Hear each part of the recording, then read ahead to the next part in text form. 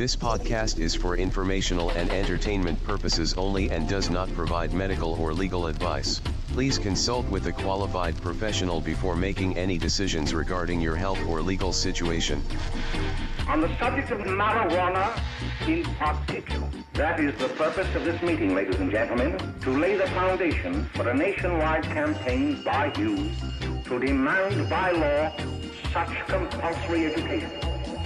High in the Ozark Mountains, it's the Greene County Podcast with Mike and Mason. All right. We're feeling a little earthy today, and we were talking about, how much we like to go outside and smoke weed and hang out. Yeah, dude, the synergistic effect. All of that stuff. And so today's episode, we're going to try and focus on being outside because it's that time of the year where you should be outside. Yeah, it's starting to get nice outside. The weather's changing. Floating season. Yeah. I love going on the river. I don't know about you. A little kayak. Dude, I have 2 kayaks and a canoe. So, yes, I go all the time. We should go together. How come we haven't been on the river, man? I don't think I think about you. I remember a long time ago you told me I don't sport. So I was like, well, I guess I'm never. That's different, man. I don't. It's true. No, I've heard kayaking is a sport. Nah, dude, that's an activity. It's a sport. It's an activity. You're not doing it competitively. You can play sports and not play them competitively. Name a sport that's not competitive. Rock climbing. That's not a sport. That's an activity. Dude, rock climbing is also a sport too. Dude, if you're doing it competitively. You can say that with anything, but again, there are all sports. You're saying that it becomes a sport when it's competitive. That's not true. You can play football with your dad and it's not competitive because you're just throwing the ball around. You play catch with a baseball. That's not competitive. You're still playing a sport. But then it's an activity. You're just playing catch. Bro. You're not doing the game. The game competitive does not make it a sport. That's crazy. I like how that's what this episode is now about. It's like, you're insane, man. Okay, well, while I agree to disagree, I will say that I don't like sports. Okay, no, we got the Merriam-Webster definition. Sports, according to the Oxford Dictionary, an activity involving physical exertion and skill in which an individual or team competes against another team or offers entertainment. Competes, competitive, boom. Okay, sorry, you're not done. Go ahead. The informal definition: a person who behaves in a good or specified way in response to teasing, defeat, or similarity. So, it says competitive literally in the definition. Boom! You just got Oxford school. No, but it's complaints. Well, no, it's fine. It's fine. Anyways, Greene County Podcast at gmail.com with the title "Dustin is Wrong." Yeah, I don't know about sports. I don't sports ball. I don't play football, soccer. I don't mind doing it. I just definitely don't watch it. Any of those spectator sports, I don't do. But kayaking, I love kayaking. So you do sport, just certain sports. Dude, it's like, it's I can't even get on board. It's not a sport. We will never agree on this. It is a sport. Maybe your definition, it has to include that, but I can say you can play a sport without being competitive. And that still makes it a sport. I guess, but yeah, you know what? You ask your wife. You ask your wife. Is a extremely intelligent person when it comes to words and use of those words. I use her all the time for that stuff. You know what? I'm gonna go home. I'm gonna ask her. I'm not even gonna tell her which side I picked. It's okay. I trust her. You know what? Whatever she said. I'll text you what she said. I don't know if I trust you though. Why don't you have her text? You know what? This is what we talk. This is what we call in the business good content. And after this break, we're gonna come back and actually do what we're supposed to do here on the Greene County Podcast. Oh. We're back. We are still haven't decided on what a sport or activity is, but we can definitely agree on that smoking pot is an activity. And when you do smoke pot, hey, dude, no, smoking weed is a sport. It could be, depending on the person. I think we both know a guy right now that we could say treats smoking weed like a sport. That's so true. You know he does. So, and if he's listening right now, he knows who we're talking about. Oh man, DJ Dab Father.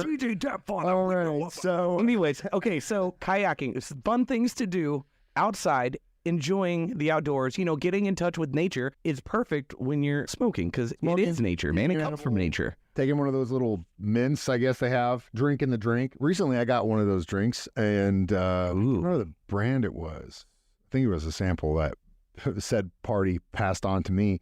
But what was interesting about it, and the only reason I brought it up is, you remember those little barrel juices that we had when we were kids? You know? Oh yeah, the little And they peel all had, tops. yeah, they had the little weird burn at the end of it. Uh-huh. You know what I'm talking about? Oh yeah. And I don't know what that was. What was that burn? I have no clue. It's just chemicals, man. It It's had just to have been, chemicals. right? Because then my wife and I, we split this drink, and she looked at me and she goes, "Do you remember those barrel drinks?" And I go, "The burn." And she goes, "Yes."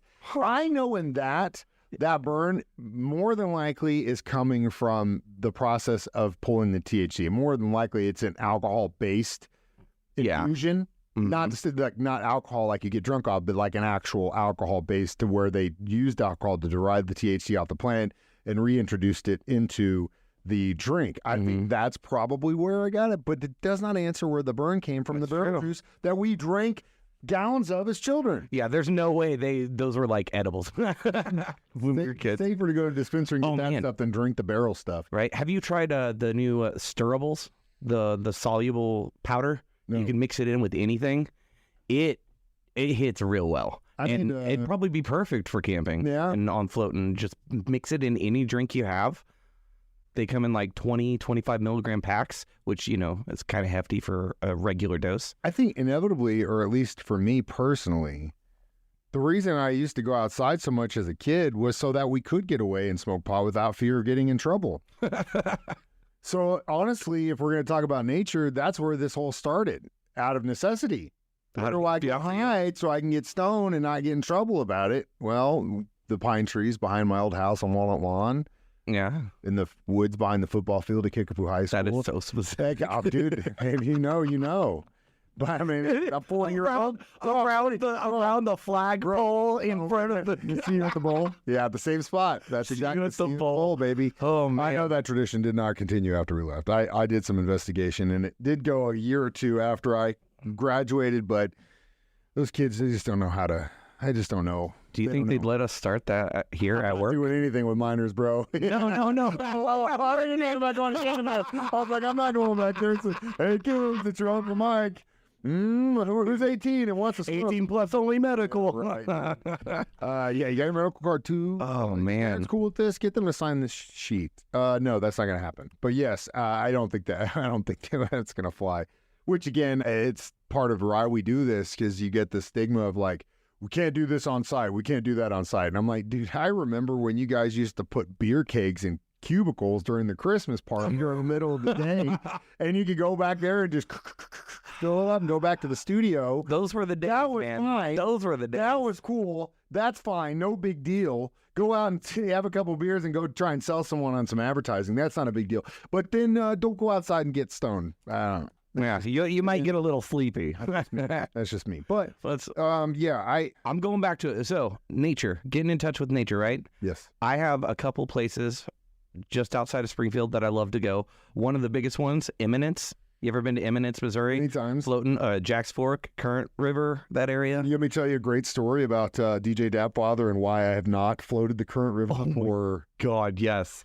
15 plus years. Are you now. kidding me? Yeah, no, I've not been on that river since. It's like one of the best ones. What happened? This is going to include some illicit drug use. So kids, if you are listening, just know that I'm not in any way promoting the use of drugs in this next story that I'm about to tell you. I was in my mid to late 20s, and we decided to have a overnight stay float on the Current.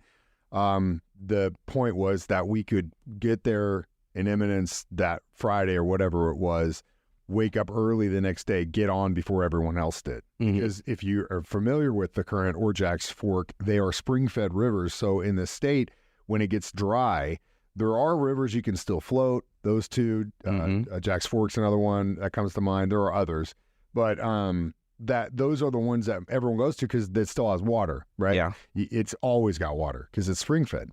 So in this certain situation, we all hung out, and I personally was going to wake up the next day and take a couple grams of mushrooms. Okay.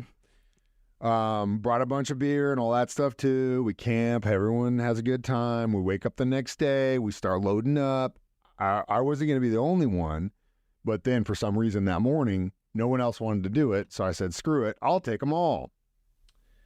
Well, everyone started drinking, and we started on that river like 7:38 in the morning. By 10, 11 o'clock, there were some people on this trip that were horrendously inebriated. Keep in mind, I'm on mushrooms this whole time, right? Oh, wow. Well, this person, specifically DJ Dabfather, who will remain unnameless, and you won't ever figure this guy out unless you know us personally, he has an ability to where he gets to a certain level of drunk, and then he becomes so hilarious. I mean, recently I was with him, a buddy of ours from Boston came into town, and he never gets as drunk anymore, but he did that night. He was talking to us, he was a roofer for 2 years. He's telling us about how he lives his life in the air, and we all live our life on the ground. Because he roofed for 2 years, and I looked at him and I said, bro, you also live your life on the ground because you fell off the roof so many times you had to quit because it was always going to kill you. You also live your life on the ground, and God proved that to you by pushing you off that roof multiple times. So anyway, this guy, he has a period where it's really funny, and then it becomes extremely annoying. Just like that night, he went from being really funny to, dude, if you don't shut up, get him home, take him home. He's done. He's not going to shut up until he hits the bed. So in this situation, same deal. One of the guys we were on, actually the doctor that I'm best friends with, he was with this girl at the time, and he has that skin. He's real pale, like not pale, but like that skin where you can like take your finger and mark on it. And leave marks, you know? Yeah.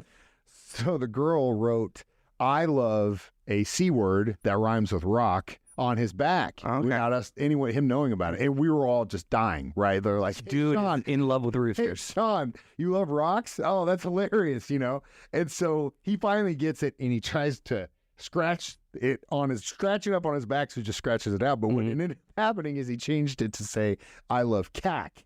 So all day, Aaron, DJ Doubtfather is yelling at him, Sean loves the cack. I mean, I'm crying. Right? Well, then he crossed that line. Becomes extremely annoying. I'm still dealing with it. It's all good. Well, then he flips us. Okay? We're in a canoe together. He flips us. I'm, again, on mushrooms. And I'm acting way better than this dude. Right? This is another, hey, maybe you shouldn't drink so much story. So, like, pull us out of the water. We dump the canoe. We get all our stuff in. Get back in the boat. Start going 20 yards. He flips us again. I'm at my end at this point.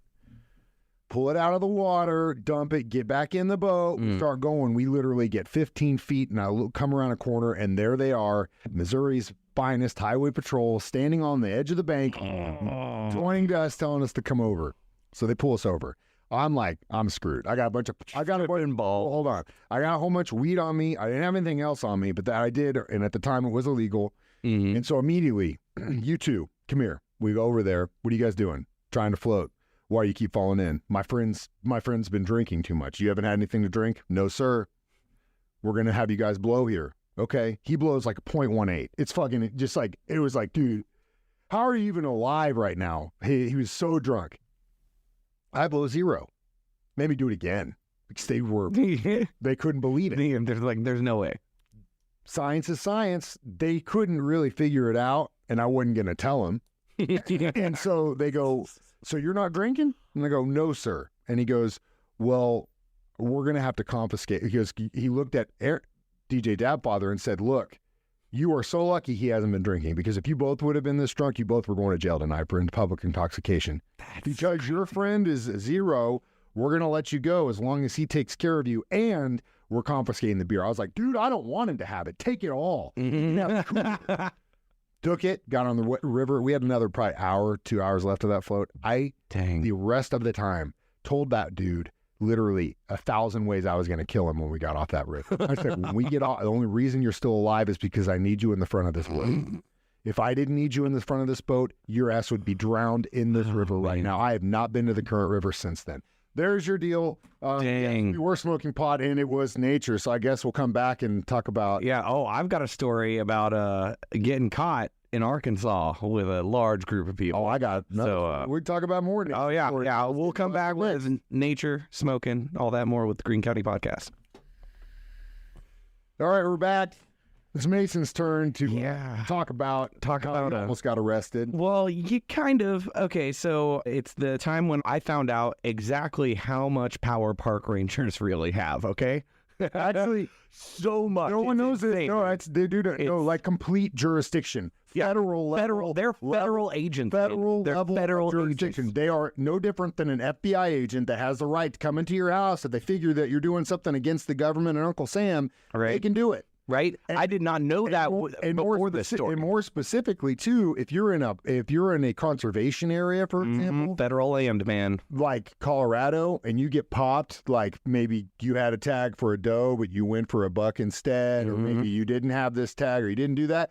They will literally take your house away from you. Oh yeah, they do not an insane amount of power. It Don't blows screw my with mind. the federal government, especially the park system, because they will come at you with everything. So here's a story of one time I accidentally did screw with the federal government. We went camping in Arkansas, huge group of 30 plus people, right? Downtown workers, so you know they like to party. Hitting up, I don't even know what that river is, North Buffalo River or something like that, just outside of Eureka Springs. It was a blast. Everything was messing up on the way down. Almost got into a car accident. Ran over a tiny sapling on a dirt road because the driver was an idiot. And he was sober. We spend the day on the river, right? It's a blast. We're all having fun. Come across a rope swing. This girl we're with tries to do the rope swing. But when she does, she gets caught in the swing. It like wraps around her arm and she's literally hanging halfway out of the water from her arm in this swing. And we're like, oh no. Well, she kind of almost did. She pulled tons of nerves and stuff. She couldn't feel her arm. We rushed over there, got her off the thing, put her in a canoe. And she's like, I don't know. I can't feel my arm. I don't know. And we're not even halfway through this float trip. So me and this other dude in the canoe with her just start paddling, right? Just left the group as fast as we can, get down there. I've got this dude's keys. So I steal his truck that's, at the end of the river, leaving them stranded there while we go find a hospital. A few hours later, turns out just pinched a nerve. Her arm's kind of super messed up, but it'll be fine. We get back to the campsite really needing to relax after this like hectic day. So 30 plus people, group campsite around the bonfire, just start passing stuff, right? Great time. All of a sudden, park ranger sneaks out from the shadows behind a bush. He's like, hey, gather around. Everybody gather around. We need to talk. And I was like, oh, shit. Oh, no. We start freaking out a little bit, because we're stacked for the weekend. We've got so much, 30 plus people. I don't even know how much weed we had. Several ounces. He gets us to sit there and he interviews 5 of the 30 people in front of everyone saying, hey, so I noticed you were smoking. I saw you with binoculars and I saw you pass to this person and I saw you pass to this person. So now I'm talking to you. Did he pass this to you? And there was one guy there who he was literally not partaking. He was in a dispute with his ex-wife over a kid thing. So he was super clean, super sober the entire trip. Kind of an ass though. He was a huge jerk. It's funny how people that used to smoke weed, when they stop smoking weed, try to look down on you about, it's like, dude, you did it too. Well, he passed it. He was in the circle, so he passed it, but he didn't hit it because he literally is like, no, I can't. Like, I've got a trial next week. I'm not doing that. You're a responsible father. I love that. But the guy's like, hey, so I saw you pass it, and he's like, yeah, I did, but I didn't hit it. He's like, you're telling me you didn't smoke that and you were holding it? He's like, yeah. But he's like, and he explained the whole thing. He's like, yeah, I'm not. He's like, I don't believe you. He's like, and started just going off and started doing a sobriety test just on this one guy because he was being a jerk. Guy passes all of them, and the park ranger only gave 3 or 4 tickets to the 30 plus people there. I think he was fed up with the dude, gave him a ticket, gave 2 other ones that he talked to beforehand because it was they verbally confirmed that they were holding drugs, so he had them dead to rights. So what's the lesson? Then he left. Without checking any of our tents or sleeping bags. Want to go through this again? No, exactly. 30 people. He got what he could, and he just said, "Screw it." Right. What's the lesson? The lesson I learned is park rangers have an insane amount of power. They are federal agents, and I am so grateful that he decided it wasn't worth it for the rest of us because he could have very easily taken us all to jail, every single one of us, but he didn't. I mean, when interacting with law enforcement, you always want to be respectful and you want to be as non-confrontational as you possibly can. Always. That's rule 1. Rule 2, and this is something you didn't say, keep your mouth shut. Boom. Anything you say can and will be used against you. Again, you say it, you confirm it. They don't need any proof because you just confirmed it. Mm-hmm. Let's say you guys had already done it, it was gone. Yeah, And no proof of I anything. saw you guys. I don't know what you're talking about. Prove it. Mm-hmm. Prove it. Yep. Prove it. Prove it. But we don't even have to worry about that anymore. Go with this, and if you want to go that far with it, then we can go that far. But until then, you can prove it, and I'm not going to say another word until you do. Oh, and one of the dudes, it took him 3.5, 4 years to fight that ticket, just so because he couldn't have that on there. Hey, you know what? Doesn't matter anyway because the DEA is just about to reschedule marijuana to class 3. Heck yeah. So it's no different than any kind of prescription drugs, like it's always should have been. I could probably share multiple other stories about being on the Buffalo and thinking we were safe because we're in the middle of nowhere, and then all of a sudden you had 4 park rangers on horseback roll up on us, literally miles away from anyone. So just be aware of your surroundings. If you do go outside, be respectful, pack in, pack out. Also understand that sometimes when you're out in a public place, there might be people that don't like marijuana, don't like the smell of it. Yeah, so be mindful. respectful. Yeah. Obviously, we're not saying like you can't go outside and enjoy it, but if you're going to go to a park, for example, just be mindful. There might be kids around. There might be people that are against. There might be your buddy who can't because he's in a custody battle, and if he tests positive, he's Exactly. screwed. So you don't know, basically, you don't know other people's situations. And national parks is still technically federally illegal. So if it's a federal Doesn't matter if it's in Missouri or wherever. It's a federal land, it's a federal park, it's the federal government, and until Uncle Sam says otherwise, it is still illegal on those places. So even if you have in the state of Missouri and you go into Mark Twain, it's a national forest, they can still pop you for that if they so choose. They might not, but they still can. So do all of it before you set up your campsite. And then just don't drive there yourself. Yeah, exactly. Get a DD, man. That's the way to do it. I don't know if we did any talking about nature in this podcast, but that's what we're going to say the title is about. Yeah. So whether or not you believe sports is an activity or vice versa, you're wrong. One of us is wrong, and we're going to find out. That's what I said. We're wrong. We'll let you know. We'll let you know what Krista says. One Google, it's Krista. But, also, one more fun fact, little tip. Waterproof case. Oh, yeah, waterproof case. Waterproof case will save you so much heartache. Yeah, all day. Honestly, I'll give you a little product placement. I'm not getting any kind of endorsement from this, but I will tell you, there's this dude that created these little things. They're 3D printed, kind of like a little case that's got 2 slots in it that's waterproof, and then a little clipper thing that holds your lighter, so it's all in one thing. That's super cool. I mean, your lighter's not going to get, it's still going to get wet. You got a link to it? Can we share that on the socials? I'm trying to find the website. Well, when he does, we'll share that on our socials.